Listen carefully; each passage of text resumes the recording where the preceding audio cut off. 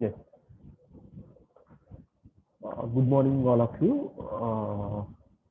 Welcome back again to the online session of MPMC class.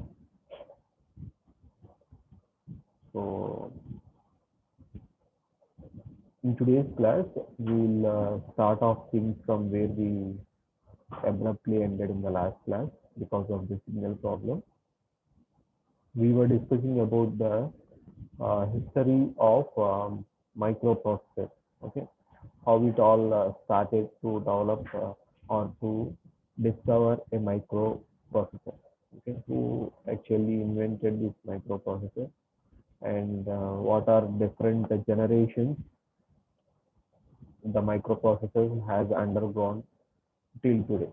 Okay, so that we will deal in this particular topic of history of microprocessors. Okay, so as we discussed in the last class, so Fairchild Semiconductors was the first semiconductor company which was established in 1959, and that was the first company to invent the first IC, integrated chip, right?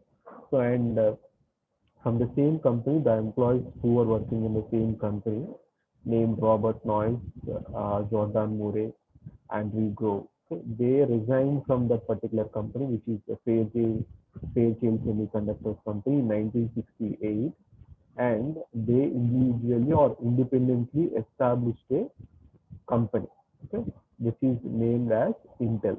Okay, nothing but integrated electronics. Okay, so Intel means what? Integrated electronics, and this was the company started in 1968 by the employees of Fairchild Semiconductors after resigning from that company, right? So these three people are responsible for this much of development in the microprocessors, right? So those first started that particular company, and it had 20,000 employees and almost $188 million of revenue. So this was somewhere around in 2000, but the number of employees and the turnover might have increased to so many things, so much higher. Okay. So let us now directly go into the microprocessor. Okay. First invented microprocessor was a 4-bit microprocessor. So Intel 4004 was the first microprocessor which was introduced in 1971. It was the first microprocessor by Intel, and it was a 4-bit microprocessor. It was a 4-bit microprocessor. See, one thing you have to keep in mind is that anything which is saying about bits, anything which is saying about bits. Suppose you might be seeing your laptops and the PCs. You might be talking about it is 32-bit configuration, 64-bit configuration. Okay, so you might be talking about talking about the configuration in this manner.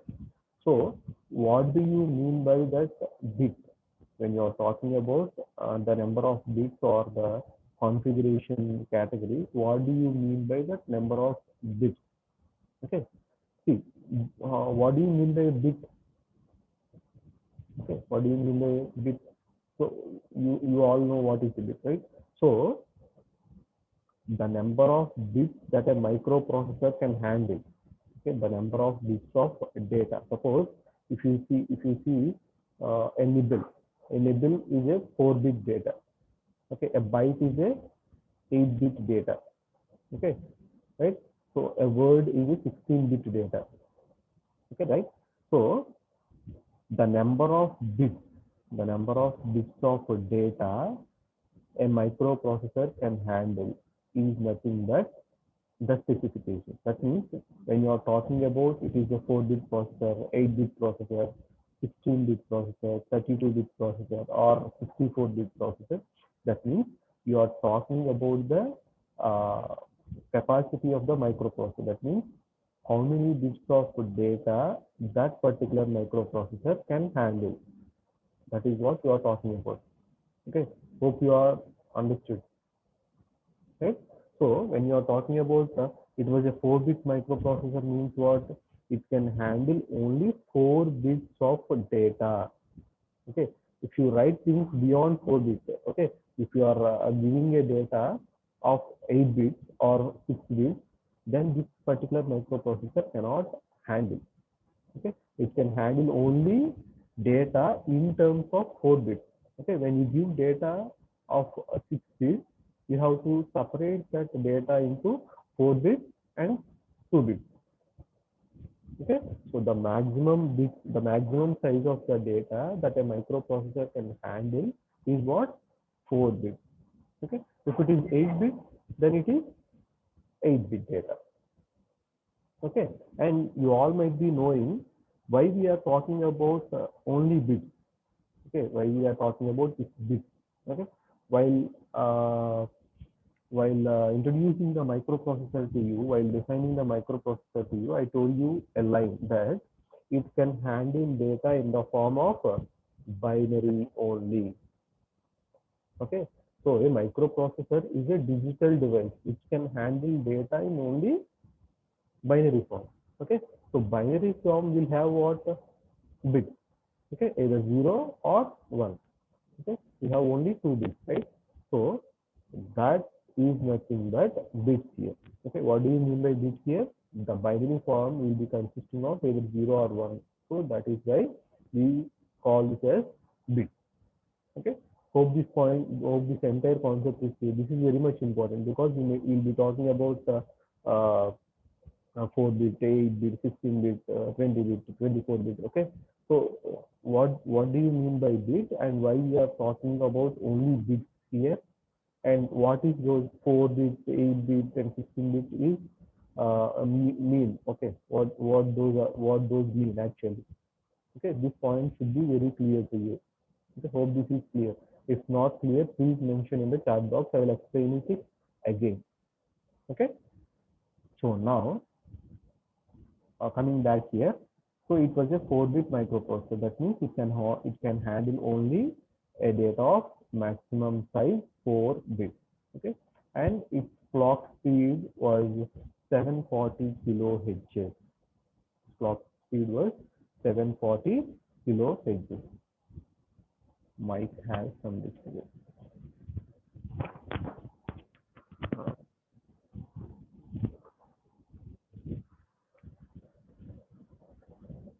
Is it clear now? 281. Is the disturbance clear? Right, thank you.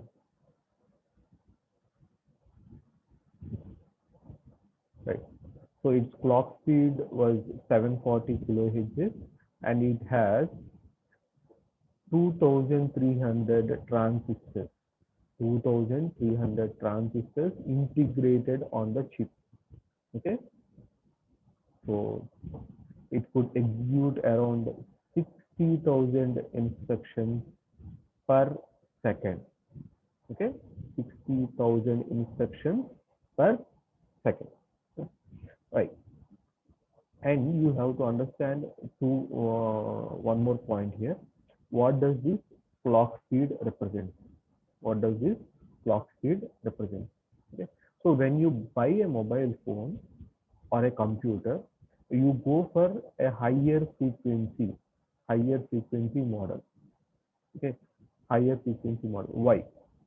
Why? Because the speed of that particular mobile phone or computer which you are buying will have a relative higher performance than the mobile phone or the computer which is having lower frequency. Okay, so what does the frequency have the relation with the speed? Okay, so why the higher frequency processors or the higher frequency mobile phones or the what you can say laptops or computers have higher performance than the lower frequency materials or the gadgets, because that particular frequency indicates, okay, that particular frequency indicates the time taken for execution of a single instruction. Okay, so always The reciprocal of frequency gives you what? Time period. Okay, the reciprocal of frequency gives you what? Time period. Higher the frequency, lower the time period. Okay, when you have higher frequency, the time period will be less. Okay, so that particular time period for execution of a single instruction will be less for higher frequency processors. That is why we always prefer what? Higher frequency processors or higher frequency gadgets, right? So that is the importance of clock speed here, okay? Because clock is one, okay? As I told you in the introduction itself, this particular microprocessor is a clock driven processor. That means depending upon the clock signal only, the functioning of the operation of this particular microprocessor depends. Okay, so the speed of the clock will have positives and that means ones and zeros. That means it is having on time, some off time, on time and off time. Okay, it depends upon the type of clock we are using. Okay, so that clock frequency is responsible for operations inside the microprocessor. Okay, so that clock frequency decides the speed of the microprocessor operations. That means the time it is taking for execution of a single instruction. Okay, so that clock speed is very important, right? So this early microprocessor, which is 4004, has a clock speed of around 740 kilohertz, and it is integrated with the 2300 transistors. Okay, and it could execute around 60,000 instructions per second. Okay, these 60,000 instructions per second, the execution is decided by this clock pulse. If this clock speed is more, then the number of instructions executed per second could be increased. Okay, so this clock speed is in relation with the instructions executed per second. Okay, so this number of instructions executed per second will be decided by the clock speed of the processor. That you have to keep in mind. Okay, so the three things that you have to keep in mind while understanding a microprocessor is the number of bits it is handling, the number of bits it is handling, the clock speed of the processor, and the number of instructions executed per second. Okay, so these are the three things that you have to keep in mind while understanding the processor. If you are clear with these three things, then you can understand the operation of the microprocessor very easily, right? So the number of bits specifies the data handle, the maximum bit data handle, and the clock speed decides the speed of the processor, and the instructions executed decides the time, right? The next generation, the next one will be 4040, okay, which is somewhat advanced to the initial model. It is also 4-bit microprocessor. It is also 4-bit microprocessor, and it is introduced in 1974. It is having around 8 KB of program memory. You saw what is program memory and what is data memory in the architecture itself. Okay, so the microprocessor will have two memories. One is program memory and another one is data memory. Program memory is for what? Storing the instructions, and data memory is for what? Storing the data, right? So this particular processor will have 8 KB of program memory and 640 bytes of addressable memory, which is nothing but data memory, and 3000. I think this might be wrong. Yes, it is having around 3000 number of transistors, and the clock speed is between 500 kilohertz to 740 kilohertz. And you can use a crystal of 5185 megahertz. Okay, so using this crystal, this is producing this clock speed. Okay, so that was about 4-bit microprocessor. Okay, So you can identify uh, uh, the bit size of the microprocessor by using the starting digit here. Okay, so this 4 represents the number of bits that microprocessor can handle here. Okay, so as these two are 4-bit microprocessors, these are numbered with starting 4. Okay, now after this we have 8-bit microprocessor and the number starts with 8. So Intel 8008 is the first 8-bit microprocessor which is introduced in 1972. So it was the first 8-bit microprocessor. Its clock speed is around 500 kilohertz and could execute 50,000 instructions per second. Okay, this is just an improvement to the first 4-bit microprocessor. Okay, so 4-bit microprocessor can handle only 4-bit data at a time. Okay, so in order to handle the more bit data, the next more number of bits is 8 bits. Okay, so in order to handle the next bit size of data, this particular microprocessor was designed in 1972, which is an improvement to the 4004, the first 4-bit microprocessor. Okay, and the improvement to 8008 is 8080, introduced in 1974. It is also 8-bit microprocessor, and the clock speed was 2 megahertz. See, up to now you have clock frequencies in terms of kilohertz only, but coming here, this 8080 microprocessor is having a clock frequency of around 2 megahertz, which is far greater than the previous microprocessors which you saw. Okay, and the number of transistors incorporated in this particular IC is also more here. It is double the number of transistors that were incorporated for 4040, which is 6,000 transistors. Okay, and was 10 times faster than 8008, because you see here the clock speed here is what, 500 kilohertz. The clock speed here is what, 2 megahertz. Okay, so there is a lot of improvement in terms of clock speed, right? So that is why the speed of this particular microprocessor is also greater than, which is 10 times greater than the first 8-bit microprocessor, which is 8008. Okay, and this could execute around 5 lakh instructions per second. 5 lakh instructions per second. Okay, so which is very much greater than the previous microprocessor, right?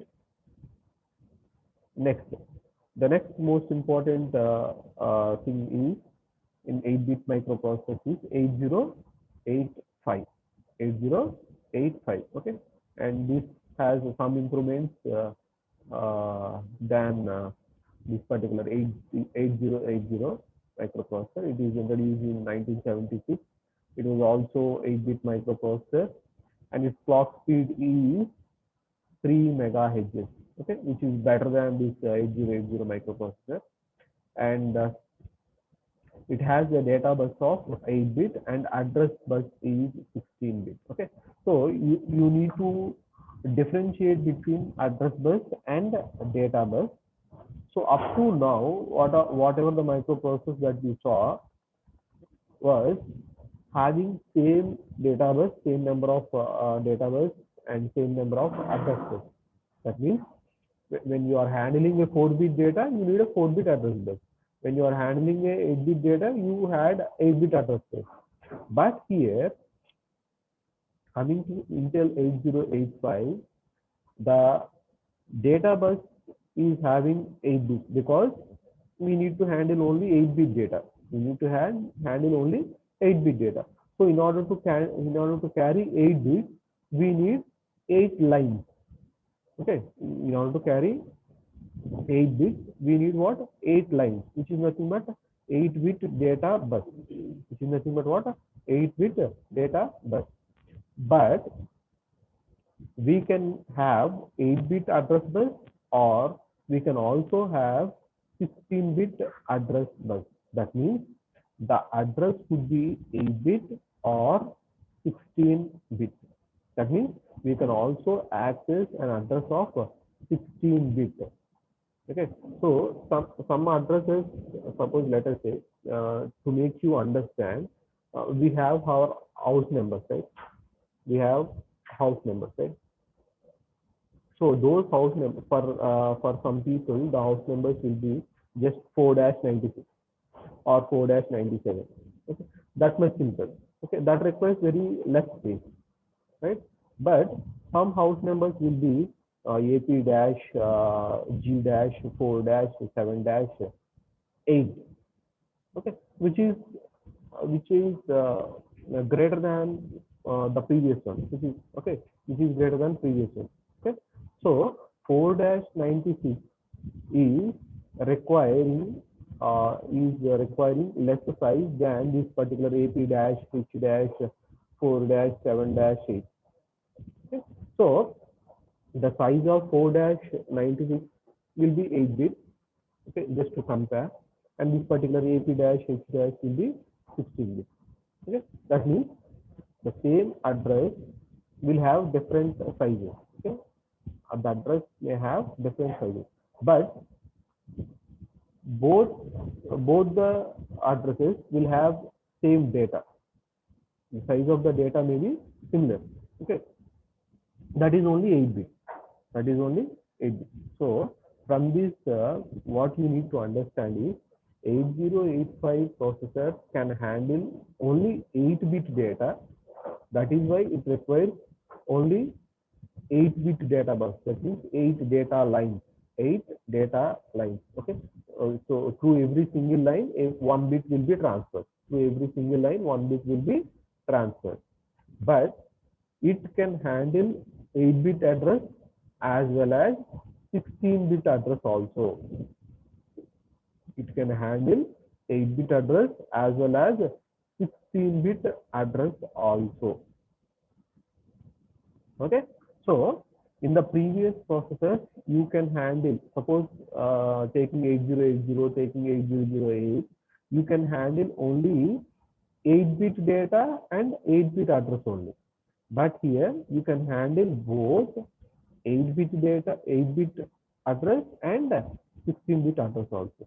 Okay, so with the increase in this particular address bus, we have an advantage that I'll explain here. Okay, so after clearing that, the number of transistors incorporated in this particular IP is 6500, and it can execute a minimum of 7,69,230 instructions per second. Okay, because we have an increase in the clock speed, the number of instructions executed per second will also get increased.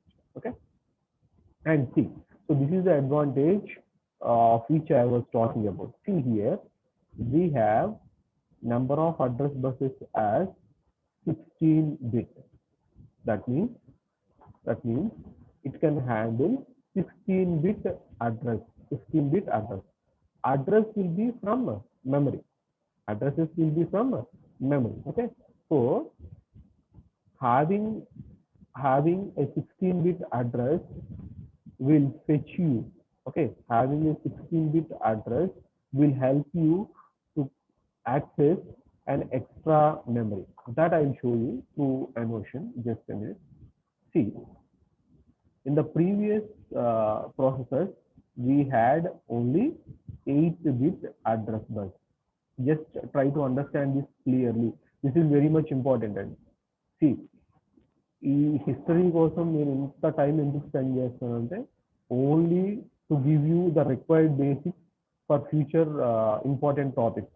Okay, ఈ history గురించి ఎంత time spend చేయాల్సిన అవసరం లేదు. ఇందులో ఉన్న important points ఏది, ఈ 8-బిట్ డేటా, 16-బిట్ అడ్రస్, ఇవన్నీ ఏంటి అనేది మీకు అర్థమైతే మిగతావి చాలా చాలా చాలా ఈజీగా ఉంటుంది.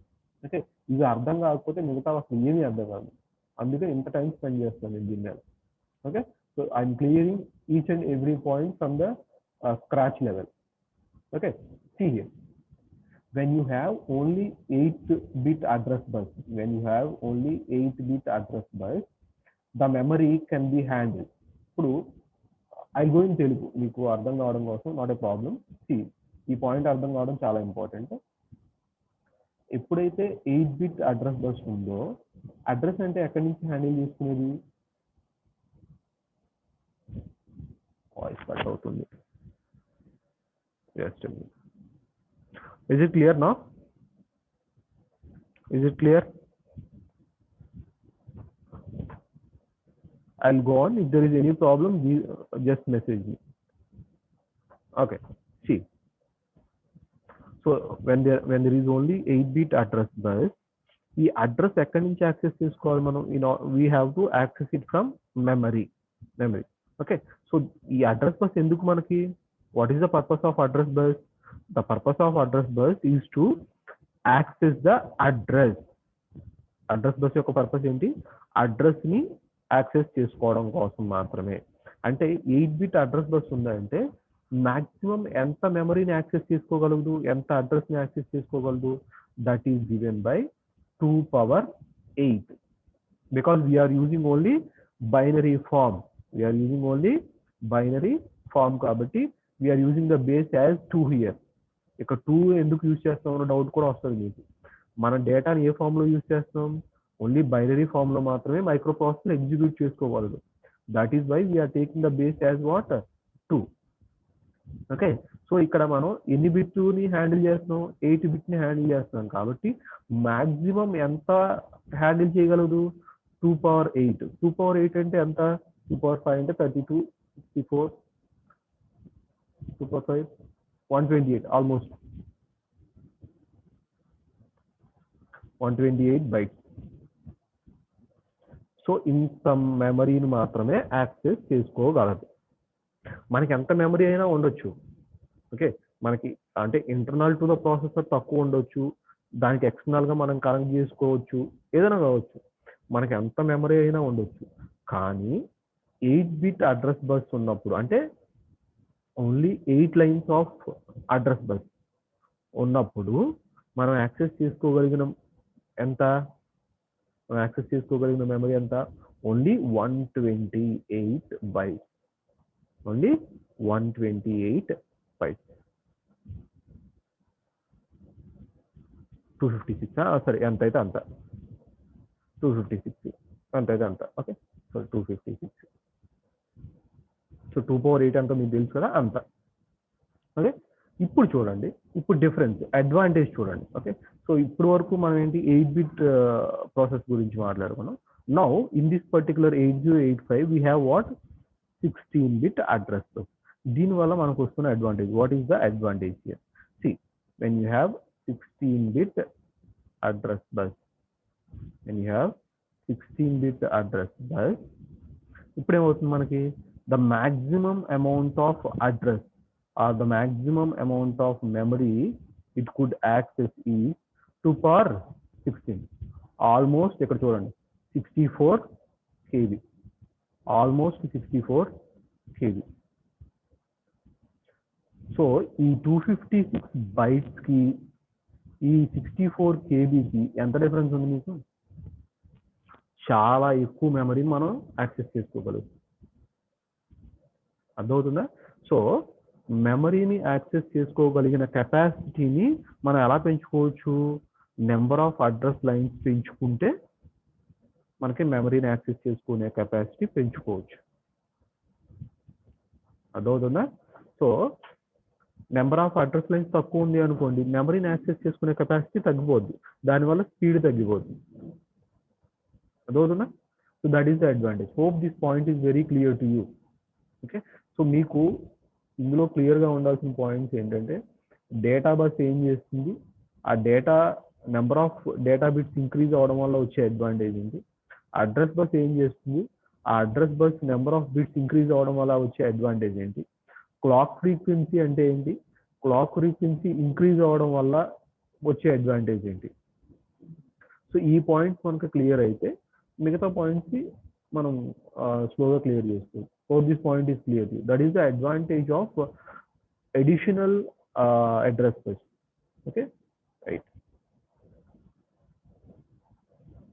So So let us continue. Okay, so that is about 8085 microprocessor, which provides an added advantage of more address lines here. Okay, and it has 246 instructions with itself. Okay, it provides its own instructions. Over 100 million copies were sold. Okay, this was the first popular microprocessor of Intel, right? After this, we'll move on to 16-bit microprocessors. That means what? These microprocessor can handle a data, okay, a data of size 16 bits, a data of size 16 bits. Okay, ఇప్పుడు దీన్ని బట్టి మీరు చెప్పగలిగి ఉండాలి 16-bit microprocessor అంటే data lines ఎన్ని ఉంటాయి? Please respond in chat box. How many data lines we have? Fast గా. 4-bit microprocessor అంటే 276. What is your problem?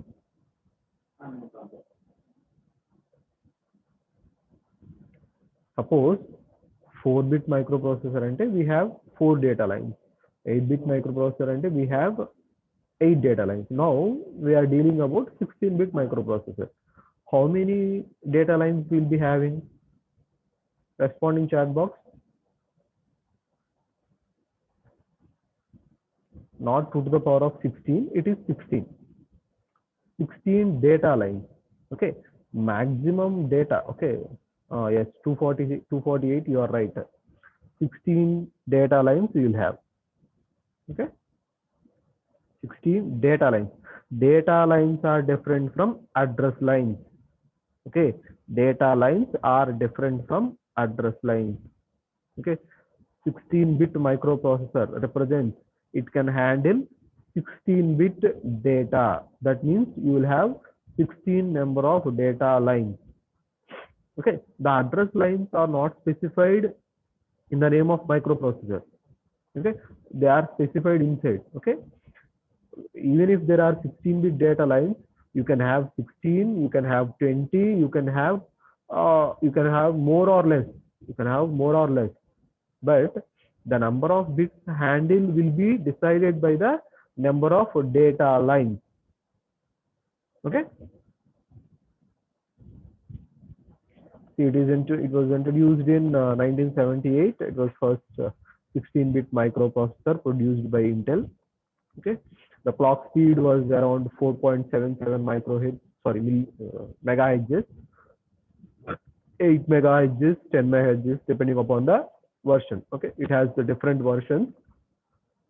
The initial version had a clock speed of 4.77 megahertz, and the later versions, the improved versions, were provided with higher clock frequencies of around 8 megahertz and 10 megahertz, depending upon the version. Okay, and here comes the important point.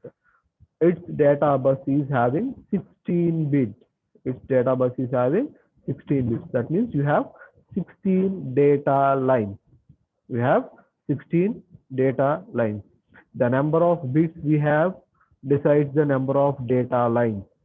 The number of bits a microprocessor can handle. I am repeating this again and again because it should be implanted in your brain. The number of bits it can handle decides the number of data lines.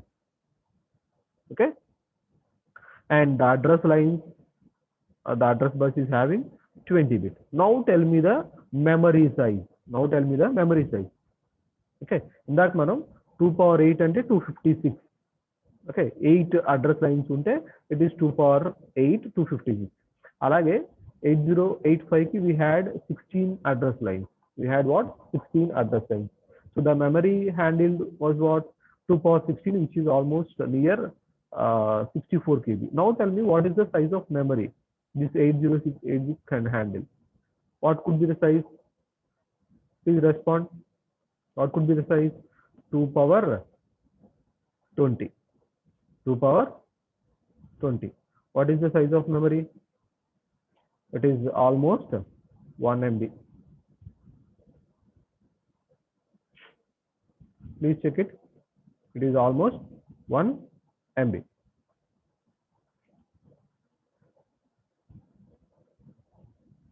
Okay. So that is how we will have an increase in the access of memory with the increase in the number of address lines. And it had 29,000 transistors and could execute 2.5 million instructions per second. That is how we can increase the speed, and it could access around 1 MB of memory, which we just derived. Okay, this memory is decided by the number of address lines, and it had 22,000 instructions in it. Okay, the previous version has only what, 240 instructions, around 246 instructions. That means it can perform only limited operations. Instructions means what? Instruction is a thing which tells the microprocessor to perform a particular operation. Instruction is nothing but what? Instruction is the thing which tells the microprocessor to perform the operation, just like add, subtract, rotate. Okay, so complement, compare, these are the instructions. Okay, these are the instructions. So this 8085 can have only 246 instructions inside it, but here this 8086, which is the improved version of 8085 and is a 16-bit microprocessor, having 22,000 instructions here. That means it can perform 22,000 operations, individual operations.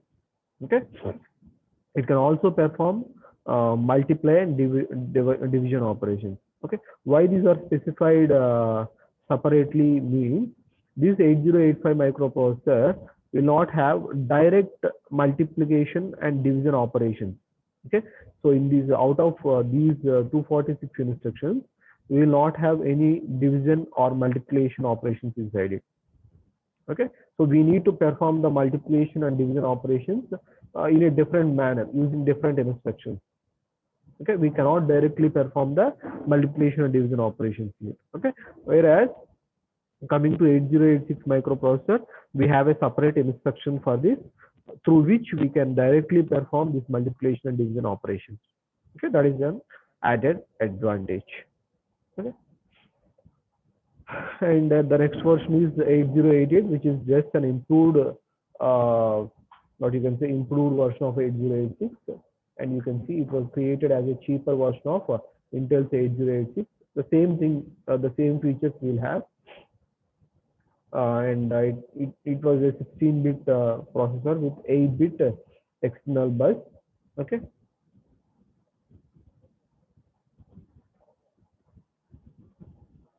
And the same, almost the same feature. And this chip became the most popular in the computer industry when IBM used it for its first PC. Okay, so the important feature of this particular chip is this was the first chip used for IBM. Okay,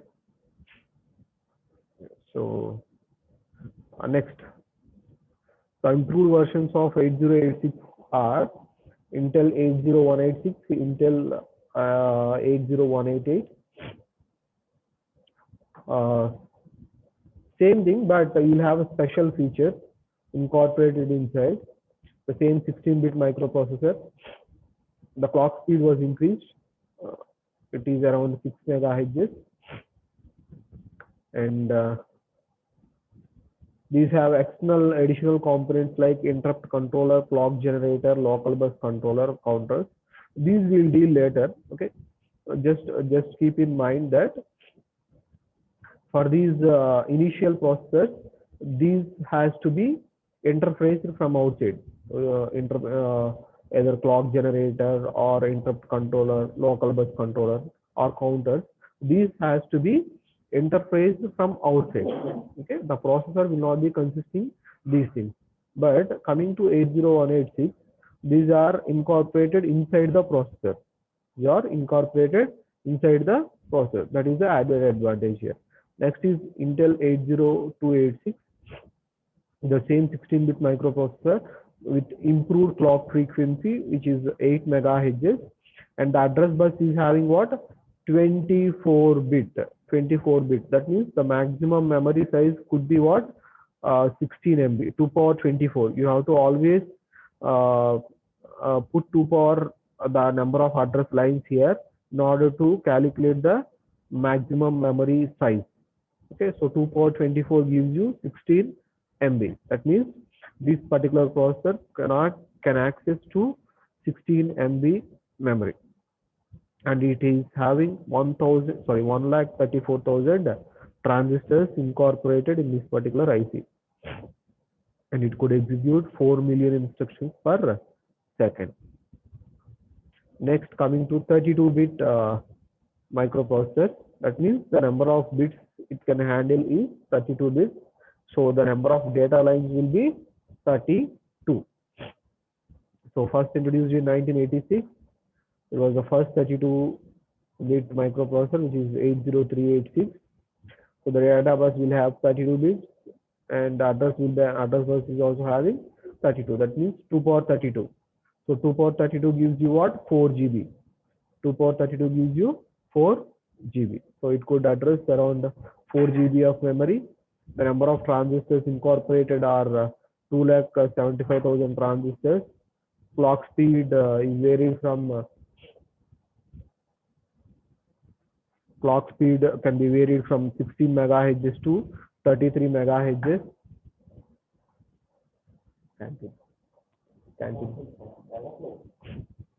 So 16 megahertz to 33 megahertz depending upon the various versions. Okay, so different versions will have different clock frequencies, and different versions are 80386DX, 80386SS, 80386SL. Okay, Intel 80386 became the best selling microprocessor in the history. That is a special feature. And coming to 80486, same 32-bit microprocessor, but we have more number of transistors here, and the clock speed is having a wide range. Here you can have only up to 33 megahertz.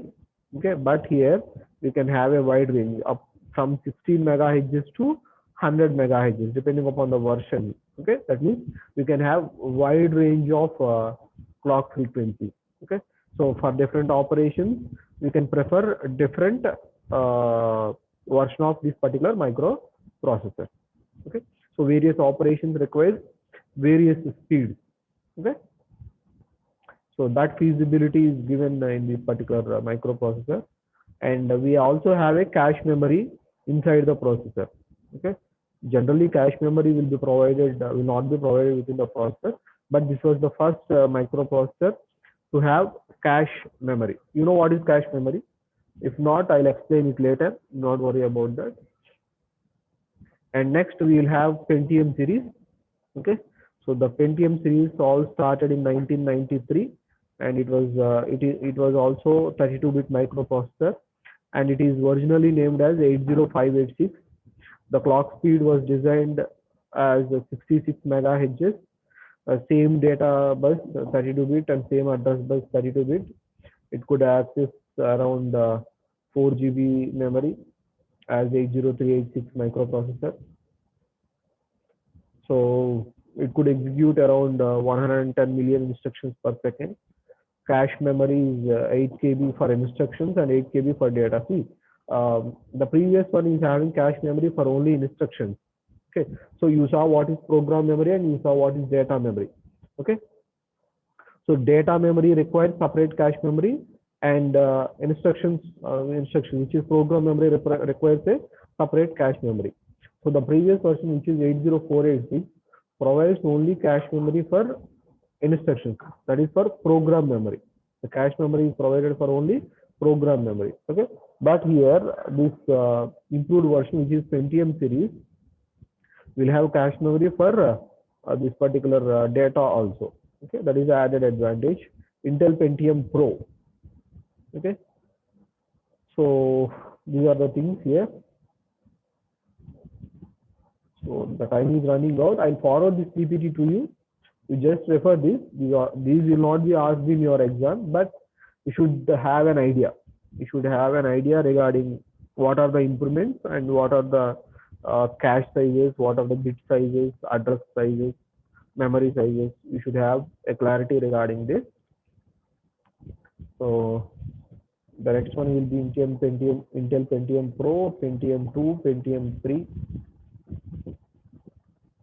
Pentium 4, Intel Dual Core.